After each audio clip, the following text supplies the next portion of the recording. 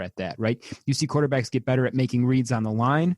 The game slows down a little bit. You see them making better decisions, all of which, by the way, Josh Allen has. Mm-hmm. But what you generally don't see is to see the arm talent get better, right? Yeah. You don't see guys throwing harder, and you don't see guys throwing more accurately, right? They kind of come out of college with that. Yeah. But I don't know whether it may just be that Diggs is better at running the deep routes.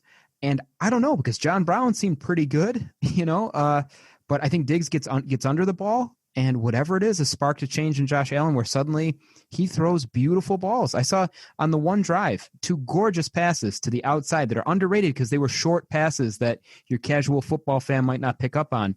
But he threw a beautiful out to Beasley and then a beautiful out to John Brown, where only his receiver could catch the ball. And you just wouldn't have seen that last year. You wouldn't have seen it at all. And I'll tell you what, pal, if you would have told me at the beginning of this year that the Bills would be 4-0, I might have believed that, but not on the strength of their offense, while their defense is potentially the problem that's holding them back. So this year has flipped the script on me, and it's been a hell of a lot of fun watching this team. Yeah, that's the thing. That's crazy. Like the defense last year was a championship caliber defense, and now this year they're below average at this point, I would say. They make the stops when they need to make the stops. Like Oakland, they made the stops there. They made the key stops that they needed to do. So they still have that going for them at least. But that defense overall has to get their shit together for this team to be a true contender in this AFC. And they got some tough couple of games coming up next, man. So we're going to see what this Bills team is really about. Their next 4 games is Tennessee, at Tennessee, at home against the Chiefs, the Jets, that should be a W, and then at home against the Patriots, and then Seahawks, and then Cardinals. So that's the next 6 games. So they have some tough games on their slate moving forward.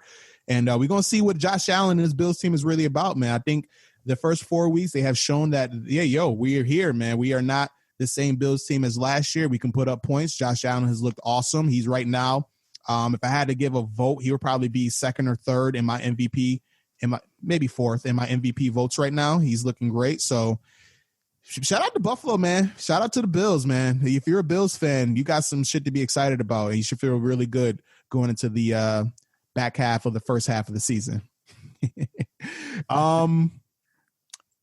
And yeah, that's pretty much all the games I really wanted to touch on. Really, like, no really marquee games that stood out. We already talked about the Dallas Cleveland game. I think we talked about in the vein of, the teams are starting to become who we thought they were. Yeah.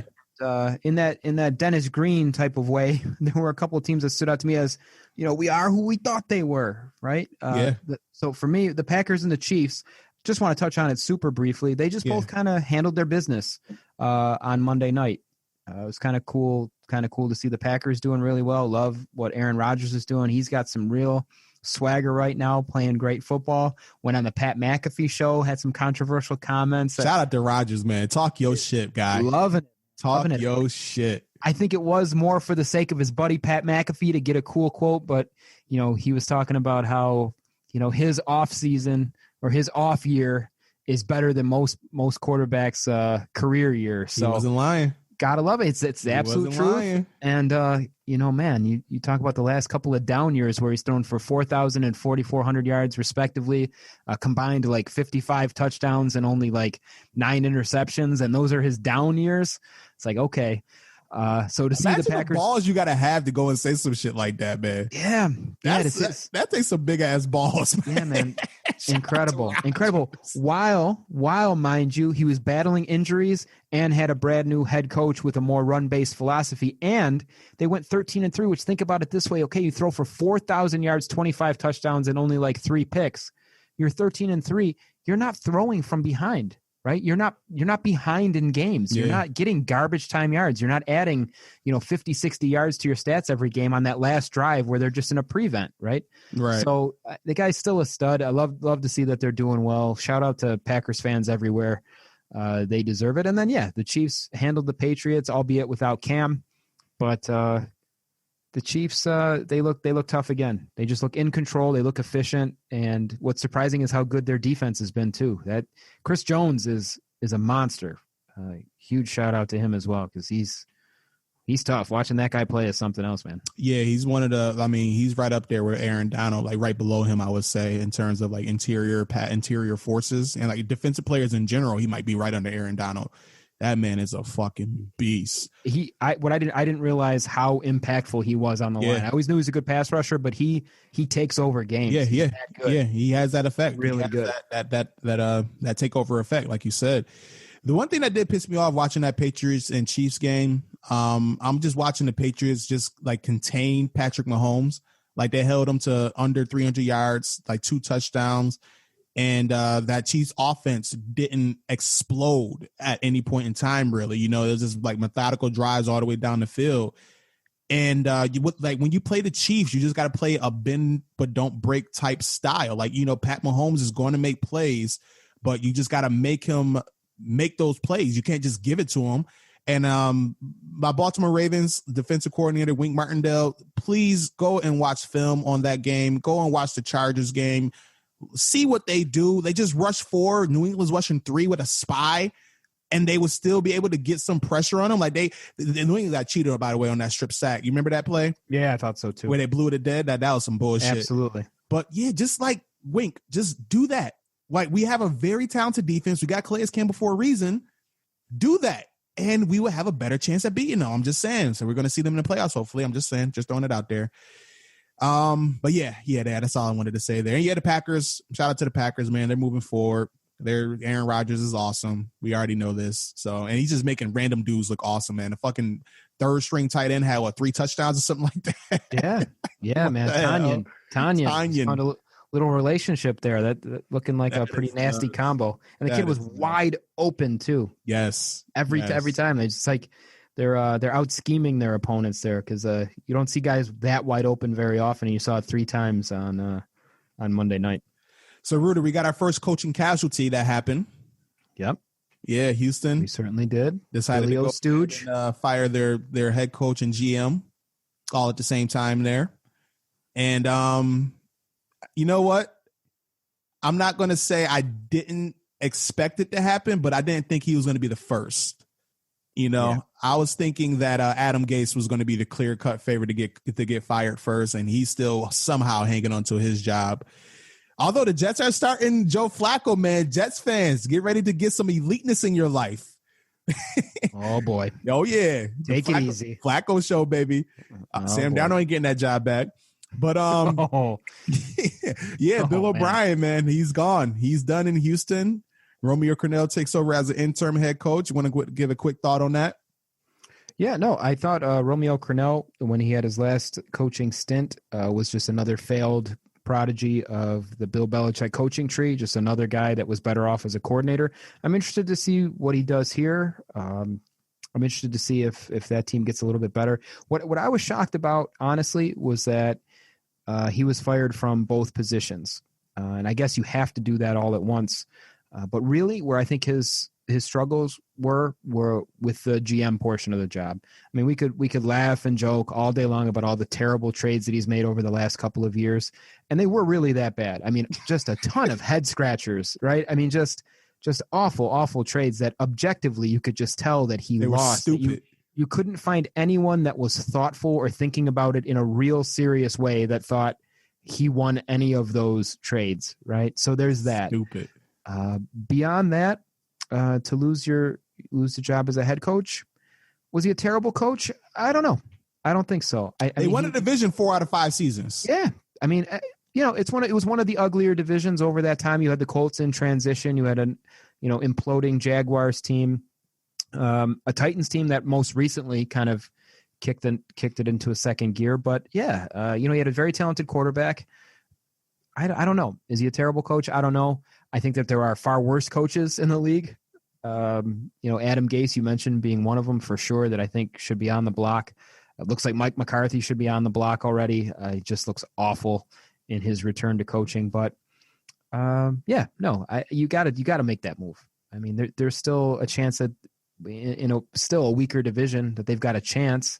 If the Titans slip up, who knows what could happen there? It's still a roster that's pretty good. And Billy O. Stooge, first one in the hot seat, first one out of the league.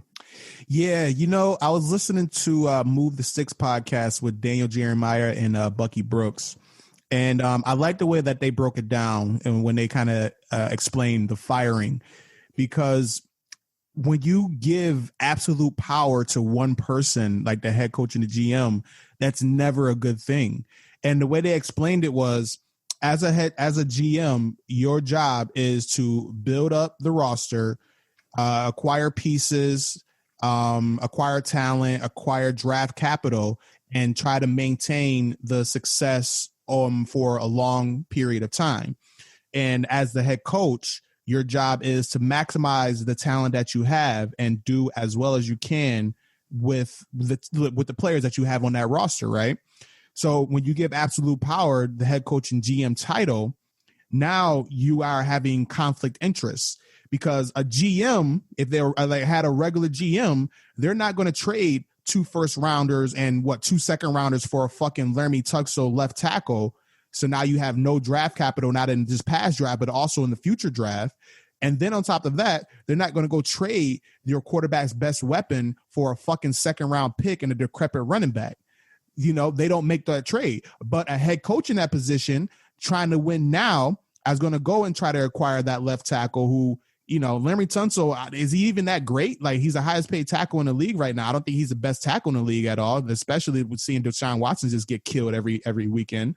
And then now you take away Hopkins.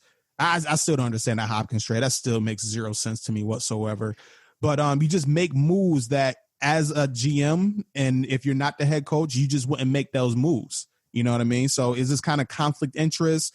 And then, like, you trying to handle the responsibilities of being a GM, like doing the meetings, doing the scouting and things of that nature there, but then also trying to coach your football team to be the best team that they can possibly be. That's just a bad hand to be dealt. All right, that Houston organization, like, they gave him too much power, and obviously, he's a man who doesn't want power. He's going to take it, but they just kind of set him up for failure, and he failed. Simple as that. Yeah, there's been a lot of examples historically of where even guys that were pretty good couldn't handle both responsibilities. The aforementioned Denny Green had that before. There was a guy, Butch Davis, in Cleveland that had before. The most recent example, Holmgren. Yep. The most recent example that people might remember would be Chip Kelly, who actually brought a lot of innovation to the NFL with that high octane offense and that just kind of no huddle, play after play after play. Brought a lot of racism too. Yeah, there was a lot of racism there too that Shady McCoy and others didn't really get down with for some reason. For some reason, I don't know what it was that Don't put my finger on it. I can't put my finger on what it was that Shady McCoy had such a problem with Chip Kelly about. But the thing is, for me, those are both full ass time jobs. Do you know what I'm talking about? These aren't like full-time jobs where, you kind of work 38 hours and sneak out a little bit. They're not like 37 and a half with lunch breaks and shit, where you're working 5 days a week. These are both full-time jobs where you're working 12, 14-hour days. Yeah. And to your point, I don't know how you could be good at either one when you're trying to handle both of those responsibilities. It just seems like it's too much, and obviously it was too much for Bill O'Brien. And I think he got exposed on both ends. He got exposed as a GM and exposed as a coach as a result. So who's it? But yeah. I mean, they said Deshaun Watson was happy. So yeah. All right. So if we had to put betting odds, who would be the odds-on favorite now to be the next head coach to be fired? Is it still Gase? Oh, it's got to be Gase. You think Dan Quinn? It's got to be Gase, I would think. Although he has this way of sticking around longer than he needs to be somewhere. It was that way in Miami. I will say with Dan Quinn, that team shows enough flashes, and I don't understand. Aside from their defense being terrible, right? I mean, that's a clear-cut number one reason why they're losing football games. But that offense should click. I mean, we have Julio, he's been on and off injured, but you've got Todd Gurley, again, not the complete back that he was before, but he still has that nose for the end zone. You get him anywhere within the 10-yard line, you feel like that guy can punch it in for you. Yeah. You've got some very exciting young players, and I have trouble figuring out why that team hasn't had a little bit more success, at least offensively. than what they've had. Calvin Ridley, awfully good. I've mentioned before on this